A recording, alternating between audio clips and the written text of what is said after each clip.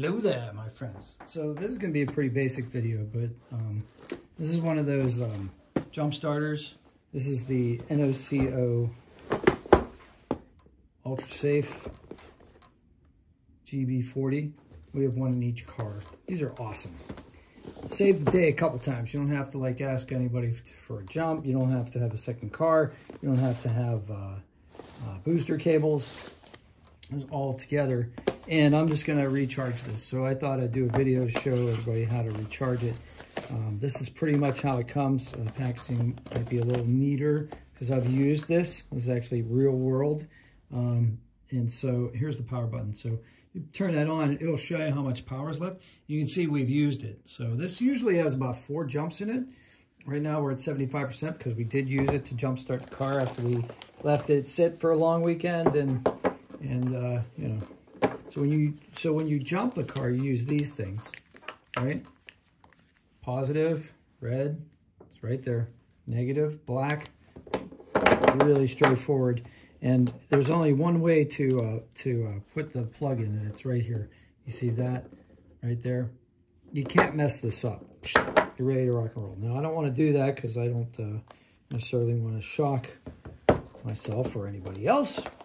The purpose is right now to recharge it. Oh, also it does come with a, so if you want to recharge it on the go, you can plug it into your lighter. Because here's what happens. You have a USB, I think it's USB-A, it's A or B, and it's not the C. It's not the C type. It's not the type for like new Android cell phones. So make sure that you keep this cable around, keep it in the box. And then this is just a regular USB cable. And you can charge it that way. So what you need though, in order to plug this in, is like a cell phone type adapter, which looks like I'll have to go get. I'll be right back.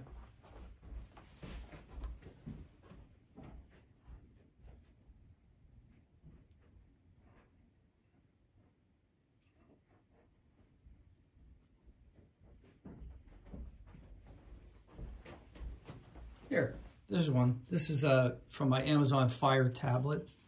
This will work. So basically what you're going to do is you're going to plug this into here just like you would a cell phone, you know, like cable. This part will go into this side to make sure that's closed. So this side right here, I'll plug that in there like so. This side is actually a USB. So you can do it the other way. You know, you could actually charge your phone from this if you had a power outage or if you were out in the wilderness or somewhere away from an electrical outlet. And then here you got just like a 2-prong. So you just plug this into any 2-prong. And you can see right now that green light started glowing. See that? It's kind of pulsing off and on. That means it's charging, okay? So you charge it until that's on steady, and then you're ready to rock and roll, okay?